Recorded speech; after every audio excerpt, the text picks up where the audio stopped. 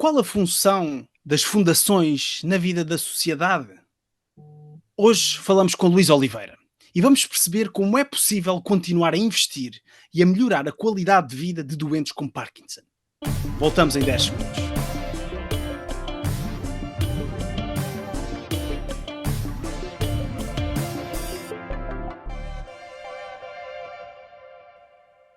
Olá e bem-vindos a mais um episódio do podcast Cruzamento. O meu nome é Daniel Guedelha e estou acompanhado pelo meu amigo e anfitrião André Correia. Olá e muito bem-vindos a mais um episódio do podcast Cruzamento. Hoje estamos acompanhados por Luís Oliveira. Olá Luís, muito bem-vindo ao podcast Cruzamento.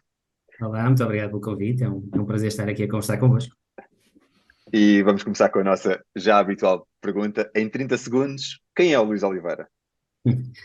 O Luís Oliveira é uma pessoa otimista, curiosa, que gosta de perceber como é que as coisas funcionam. Demorou um pouco a perceber o seu papel, precisamente por se interessar por diversas áreas distintas, mas que no meio dessa confusão de ideias e vontades, tinha a certeza de querer ajudar os outros e deixar o mundo melhor. E acabou por encontrar um caminho que o levou já há mais de 15 anos ao estudo de doenças do foro neurológico, com ênfase na doença de Parkinson, mas não só, e sempre com o objetivo de desenvolver novos tratamentos que possam ter impacto na qualidade de vida de quem precisa. Profissionalmente formei-me em Portugal, na Faculdade de Ciências da Universidade de Lisboa, mas depois fiz investigação na Alemanha e em Nova Iorque, e há cerca de 5 anos e meio tenho assumido o papel de diretor de programas de investigação da Michael J. Fox Foundation for Parkinson's Research. Excelente. Então, se calhar pegamos aí a fundação que acabaste de nos referir. Será que nos podes falar um pouco sobre ela? Qual é a sua missão, os principais objetivos? E já conheceste o Michael? Sim, bem, a Michael J. Fox Foundation foi lançada no ano 2000 pelo ator, pelo Michael J. Fox, que acho que a generalidade dos ouvintes conhecerá pelo papel que representou como personagem principal na trilogia do Regresso ao Futuro. Com 29 anos e no auge da sua carreira teve o infortúnio de ser diagnosticado com a doença de Parkinson e após um período de negação decidiu que queria fazer a diferença e usar todo o seu peso mediático, para transformar a research landscape nesta condição e desenvolver novos e melhores tratamentos para os pacientes. A nossa missão é muito simples de expor, não tanto de concretizar. No fundo é encontrar a cura para a doença de Parkinson e fechar as portas. Essa é a nossa missão. E a forma como tentamos fazer é multidimensional, com investimentos quer ao nível da ciência fundamental, quer aplicada, não só ao desenvolvimento direto de novas modalidades terapêuticas, mas também de biomarcadores ou research tools, tal como determinados modelos celulares ou bases de dados que tenham como objetivo fazer o de-risking de novos programas terapêuticos, ou, por outras palavras, criar os instrumentos e as ferramentas que permitam aumentar a probabilidade de sucesso de uma intervenção terapêutica em doença de Parkinson. Mas isto é só mesmo uma das vertentes da Fundação, onde eu estou mais envolvido, mas há também muito trabalho desenvolvido ao nível da criação de parcerias com a indústria farmacêutica, ao nível das instituições políticas, na formação de mais médicos especialistas e também o contacto direto com a comunidade de pacientes, com múltiplas sessões de informação, mas também ouvir o que esta comunidade tem para nos dizer, por forma a que sejam as prioridades dos pacientes a guiar as nossas próprias prioridades. Com o Michael J. Fox já estive algumas vezes, sim, não somos propriamente amigos, mas ele visita a Fundação 3 a 5 vezes por ano, sempre que eu entendo fazer, e traz-nos sempre uma mensagem muito positiva, muito inspiradora e fundamentalmente reconhecimento pelo trabalho que temos vindo a desenvolver. E um excelente trabalho, Luís. Parkinson e outras doenças neurodegenerativas têm um impacto significativo, muito significativo, na saúde global. Podes explicar um pouco deste impacto que estas doenças têm, tanto do ponto de vista médico, mas também do ponto de vista económico? Não, sem dúvida, tem um impacto absolutamente avassalador, eu diria. Desde logo para os próprios pacientes, por serem doenças incuráveis, progressivas e que em estados avançados levam a uma incapacidade funcional brutal e impossibilita os pacientes de serem autossuficientes e que, portanto, requerem também um esforço gigantesco por parte das famílias, quer do ponto de vista económico, quer também emocional. Economicamente, para um país, também é um problema cada vez mais sério. Isto são doenças que se prolongam por muito tempo, com uma grande necessidade de cuidados de saúde. Ao ritmo que a população se encontra cada vez mais envelhecida na Europa e nos Estados Unidos, estima-se que este impacto económico, ou que o impacto económico destas doenças, por exemplo, no caso da doença de Parkinson nos Estados Unidos, é já hoje superior a 50 mil milhões de dólares anuais, mas que com o envelhecimento da população estima-se que aumente para cerca do dobro nos próximos 15 a 20 anos. Porque para além dos aumentos de casos, como consequência de uma medicina que está cada vez melhor na prestação desses cuidados de saúde, vamos também ter cada vez mais pacientes em estados avançados da doença e que, obviamente, precisarão de mais cuidados. Portanto, é um impacto muito grande. Interessante, e falar em números, em quantificar, Portugal tem um PIB de cerca de 250 mil milhões, portanto estamos a falar de uma doença que irá ter um impacto de 100 mil milhões, portanto metade do PIB português, então é um número de facto impressionante, o que se calhar nos leva aqui, Luís, a olhar para o futuro, e quais são as expectativas para o futuro. Em termos de modelos de cuidado, na tua opinião, obviamente, especialmente a transição dos cuidados hospitalares para eventualmente um ambiente doméstico, se nós supomos, poderá ter alguma atração aqui também do ponto de vista económico, mas não só. Sem dúvida, isso vai ser essencial. Aliás, só para te complementar um bocadinho mais em números, quer dizer, não há... A forma como as coisas estão a evoluir hoje, de uma forma muito direta, isto tem o potencial de arrebentar com qualquer sistema de saúde moderno. Mas mesmo, reparem, bem, é absolutamente claro e consensual que com o envelhecimento acelerado da população, nós vamos ter cada vez mais doentes com demências ou outras doenças neurodegenerativas. Hoje em Portugal temos cerca de 220 mil pessoas afetadas. Portanto, em 20 anos, como dizia, poderemos ter o dobro. Isto é cerca de 4% da população. Se juntarmos a estes cuidados, ou se juntarmos a estes os tais cuidadores, que muitas vezes têm que se sacrificar a nível pessoal e profissional, podemos estar a falar de 7 a 10% da população afetada por estas doenças. Se pensarmos também que estes 4% da população exigem cuidados de saúde frequentes, com várias visitas ao médico, vários exames, e que estas doenças também não os deixam minimamente imunes a todas as outras doenças que afetam a generalidade da população, mas que nestes provavelmente terão uma recuperação muito mais longa e muito mais difícil, fica muito complicado. Por outro lado, e ainda sobre o impacto económico, os tratamentos que estão a ser desenvolvidos hoje e que nos dão alguma esperança a curto e médio prazo, são tratamentos extremamente sofisticados, e que muitas vezes têm que ser personalizados para cada doente e que, portanto, quando chegarem, primeiro vão chegar a custos estratosféricos, que hoje só estamos habituados a discutir para doenças raras, que é gastar muito dinheiro para poucas pessoas, ao contrário daqui, que é gastar muito dinheiro para muitas pessoas, porque isto são doenças frequentes. E segundo, por serem personalizados, vão requerer um acompanhamento também muito frequente. Agora, imaginem que, sei lá, para um desses medicamentos o paciente precisa de fazer uma ressonância magnética de 6 em 6 meses ou 3 em 3 meses. Qual é o sistema de saúde capaz de responder a esta necessidade? Nenhum está preparado. Milhares de pessoas, e milhares de pessoas. São milhares de pessoas, são milhares de pessoas. E, portanto, isto vai-nos literalmente atropelar de frente, e provavelmente mais cedo do que esperamos, e temos que rapidamente começar a pensar e a articular, acho eu, 2 aspectos fundamentais. E como dizias muito bem, esta descentralização dos cuidados de saúde para fora dos hospitais e do centro dos médicos. Isto vai requerer um envolvimento muito maior e muito mais coordenado da comunidade, com participação de outras áreas, como fisioterapeutas, terapeutas da fala, psicólogos, nutricionistas, pessoas da área do exercício, etc. No fundo, todo o modelo de cuidados de saúde terá que ser alargado a estas outras áreas, que tradicionalmente, elas existem, mas tradicionalmente têm uma pequeníssima participação, para que possamos acompanhar e tratar dos doentes fora do hospital, em casa ou em centros comunitários, tanto quanto possível. Em segundo lugar, mas não menos importante, e este é um aspecto positivo, é que estas doenças neurodegenerativas não são inevitáveis. Muitos dos fatores de risco que estão na base destas doenças podem-se prevenir e não parece que estejamos a investir o suficiente nessa prevenção, nomeadamente ao chavão do chamado envelhecimento ativo, mas que é absolutamente fundamental para reduzir o impacto económico destas doenças. E Luís, passando aqui um bocadinho dos modelos de cuidados de saúde, do impacto económico, do impacto também nos modelos de saúde que referiste, olhar aqui um bocadinho para a tecnologia e para a inovação. Podes partilhar alguns exemplos de tecnologias inovadoras, com os chamados, por exemplo, Digital Biomarkers, que estão a contribuir para a pesquisa e o tratamento de doenças neurodegenerativas? Portanto, estas doenças que estamos aqui a conversar. Sim, isto é uma área emergente. Estes digital biomarkers estão cada vez a ser mais implementados para monitorizar estas doenças, principalmente num contexto de ensaios clínicos.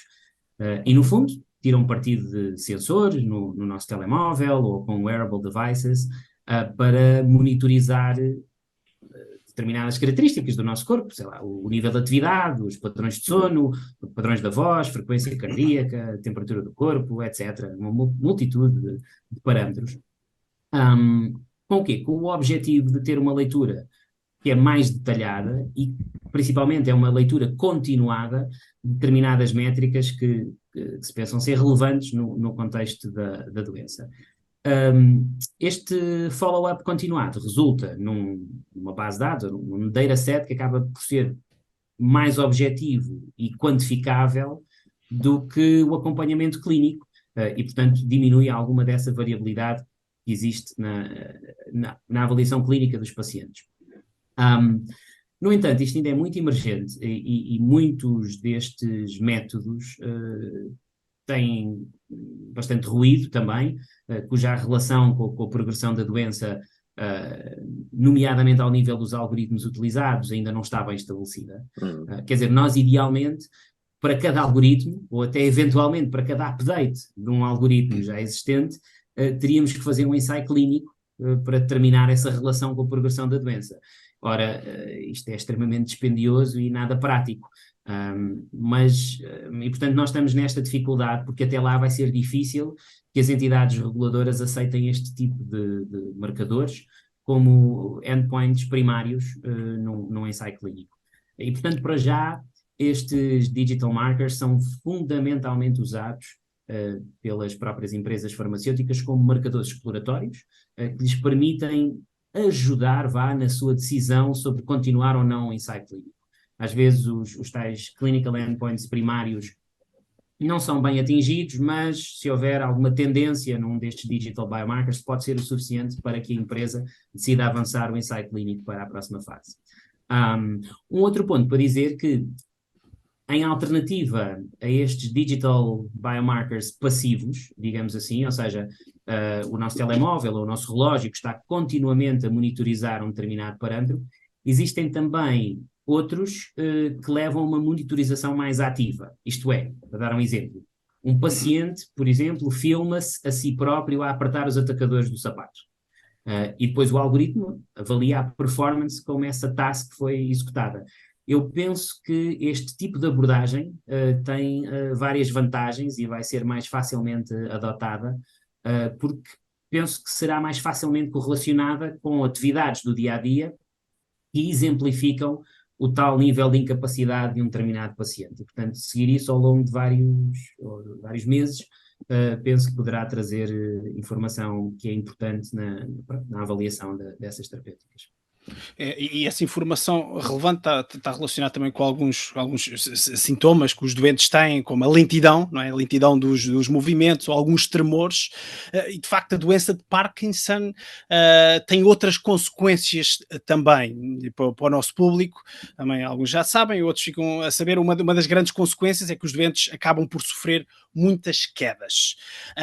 E agora aqui se calhar uma pergunta para ti, Luís, que estratégias podem ser implementadas para mitigar esses riscos e que impacto pode ter na vida das pessoas que vivem com esta doença?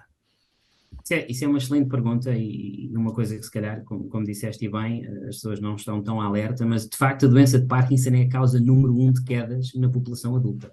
Portanto, é mesmo um problema bastante importante para os pacientes e, obviamente, isso traz complicações muito significativas, não é? Ao nível da qualidade de vida, porque não é fácil, principalmente numa idade já avançada, de ter fraturas, as pessoas têm uma recuperação que é muito difícil e muitas vezes é mesmo incompleta.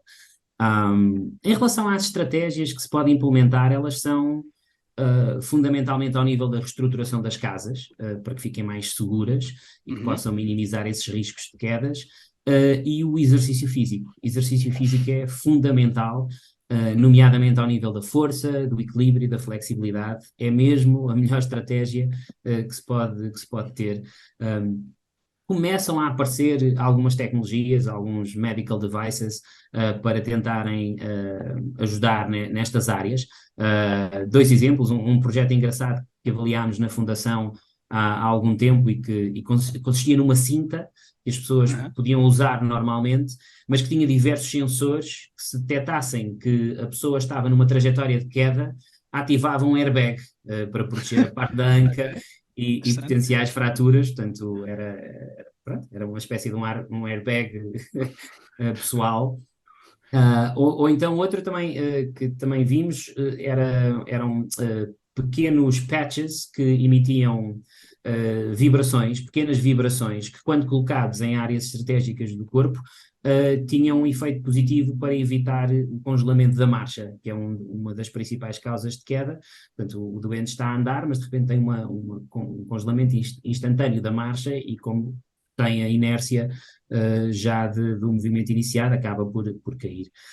Mas pronto, isto são tudo instrumentos que acho que vão ajudar, mas ainda assim, eu acho que a preparação física, o exercício físico, é mesmo ainda o melhor investimento que estes pacientes podem fazer para diminuir as quedas.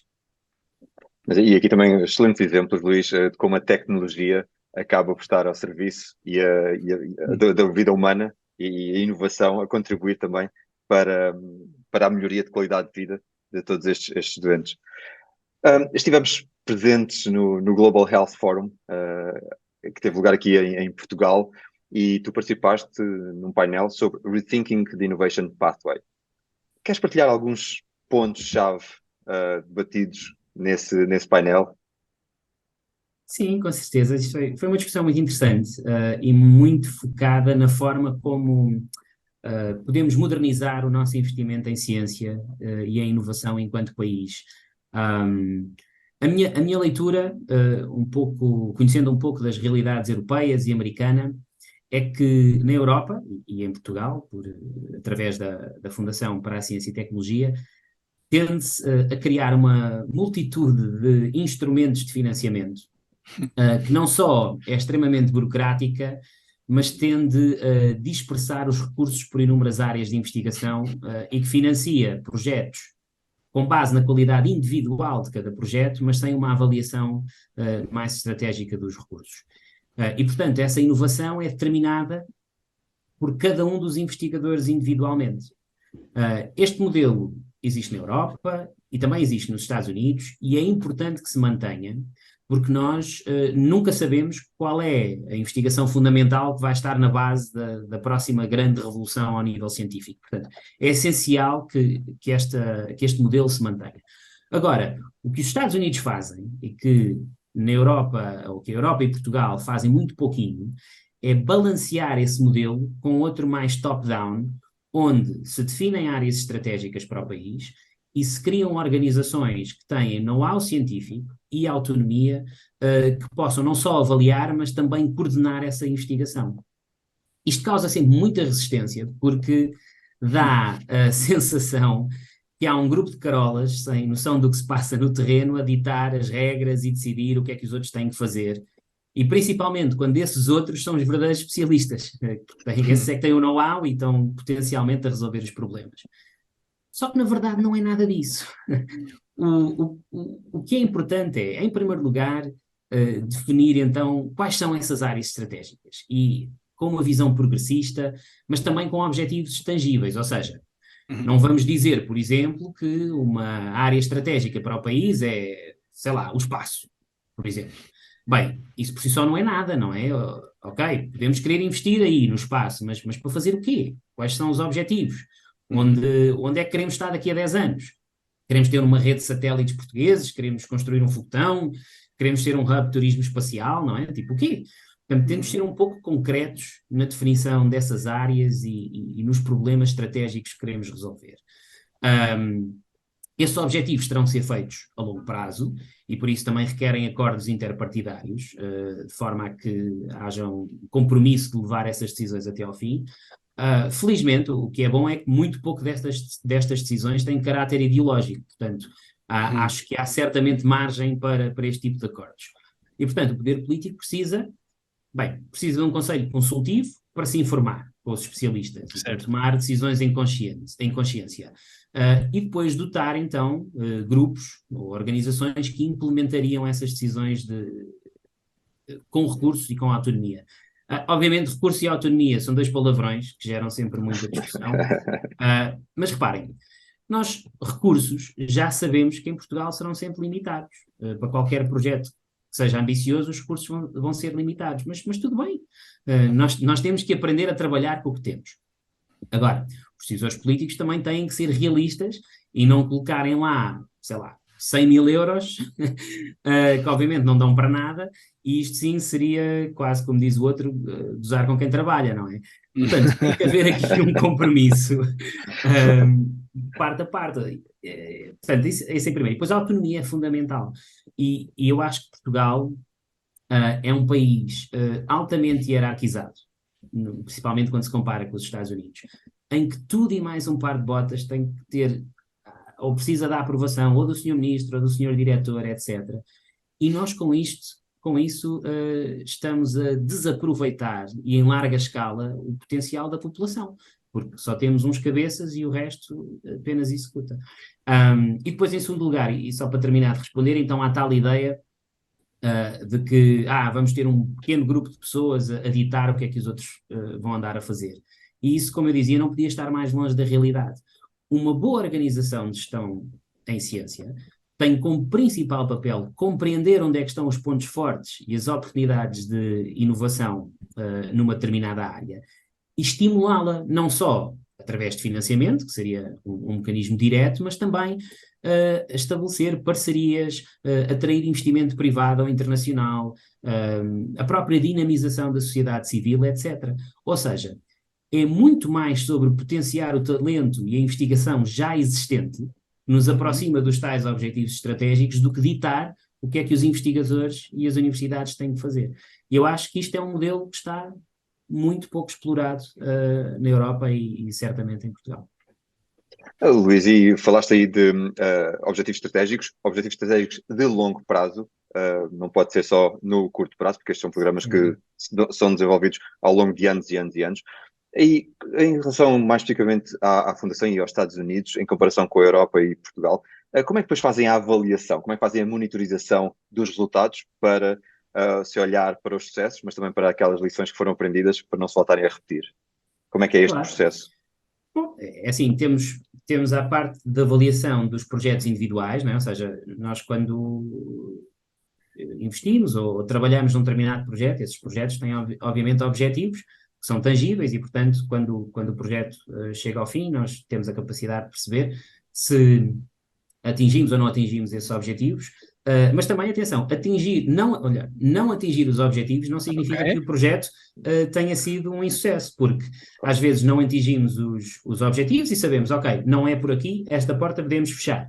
Ou então não atingimos os objetivos porque, a meio do projeto, percebemos que devíamos ir numa direção divergente e, se calhar, muitas vezes mudamos o projeto ao meio para poder perseguir essas outras vertentes que, entretanto, nos apareceram.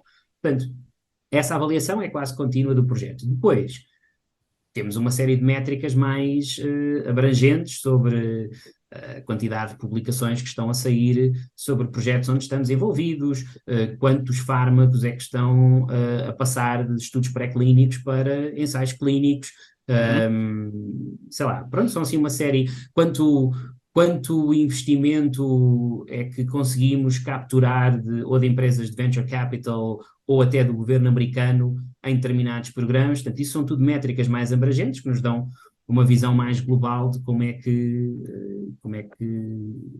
as nossas iniciativas estão ou não estão a ter um impacto. Excelentes exemplos, Luís. Obrigado por partilhares, porque se calhar parecem óbvios, mas uma coisa que temos notado ao longo das nossas conversas, sobretudo no ecossistema português, é que muitos desses KPIs, dessas métricas, não estão lá. Isso faz com que muitas coisas não avancem. Portanto, é excelente esta partilha que tu fizeste aqui também com os nossos ouvintes. E durante a tua resposta falaste várias vezes em inovação e falámos de investigação também. Vamos aqui olhar para a investigação e queremos saber qual é a tua visão para o futuro no tratamento e prevenção do Parkinson e de outras doenças neurodegenerativas. Como é que olhas para este futuro? Uhum. Então, nós hoje o que temos nestas doenças são fundamentalmente tratamentos ou terapias que têm como objetivo minimizar o impacto dos sintomas. Uhum. Não temos ainda, este ano foram aprovadas as primeiras duas terapêuticas em relação à doença de Alzheimer que supostamente atrasam a progressão da doença, portanto são as chamadas Disease Modifying Drugs.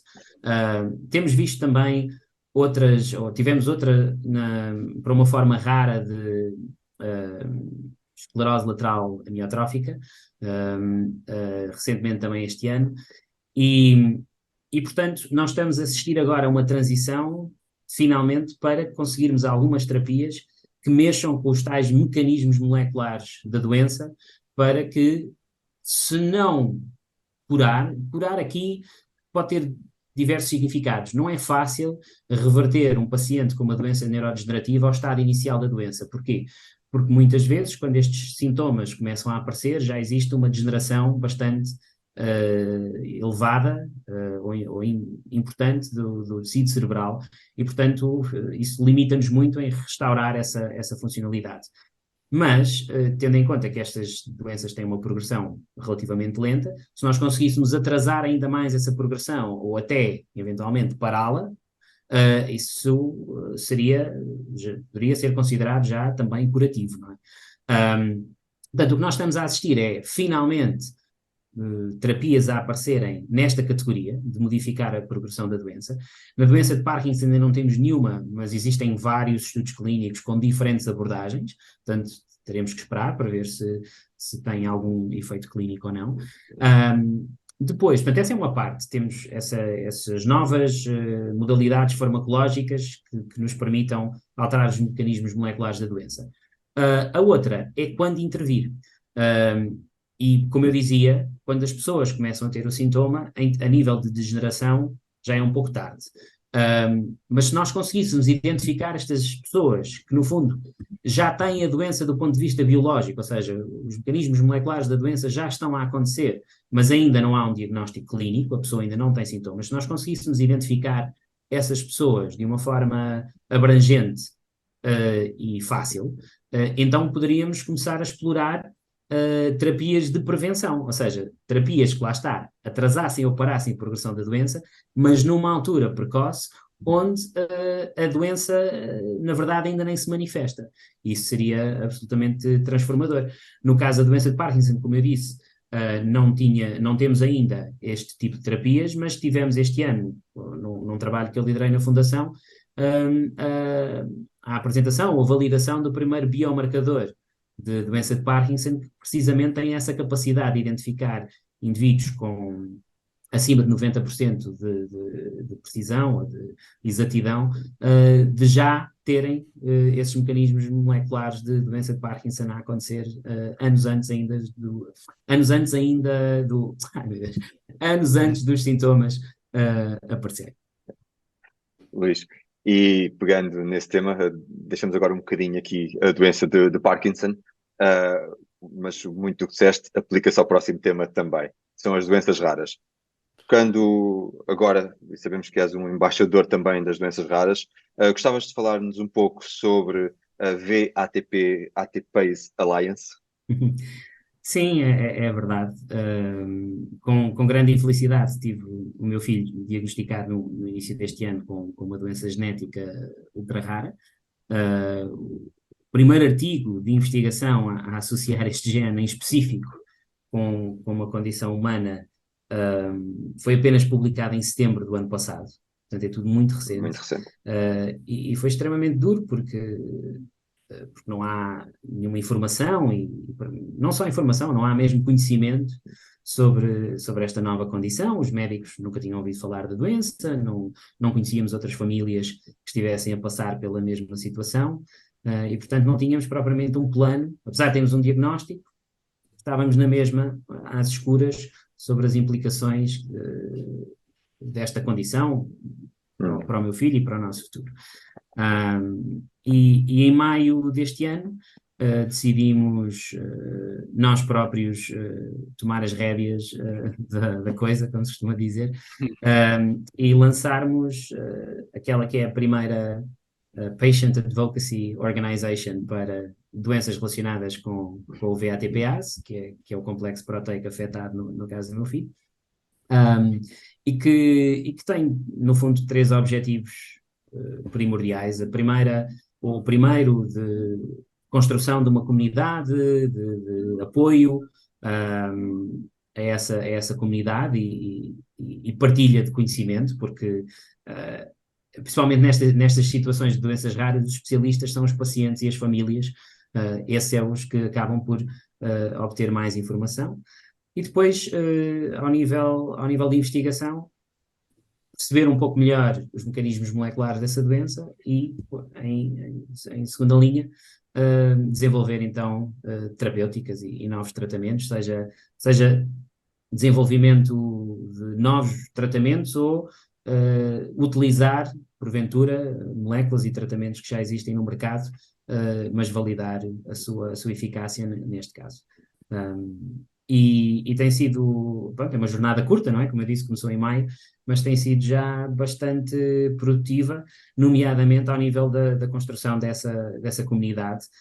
Nós criamos um website e páginas nas principais social media networks para tentar chegar a outras famílias e em poucos meses temos um grupo privado de Facebook com cerca de, agora ligeiramente acima de 30 famílias, o que para uma doença que é ultra rara é já uma percentagem significativa da população com estas condições. Portanto, agora estamos no processo de dinamizar essa comunidade, perceber quais são as nossas prioridades, o que é que nós temos que fazer para facilitar a investigação.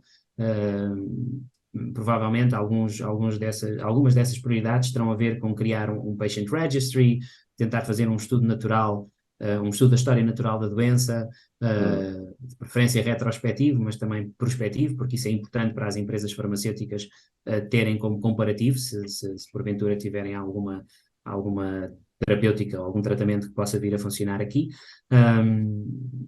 E também criar modelos solares e modelos animais que permitam recapitular aspectos fundamentais desta doença nesses modelos para testarmos, seja tratamentos relacionados com terapia genética ou com intervenções mais clássicas do ponto de vista farmacológico, mas que possam ter um efeito positivo.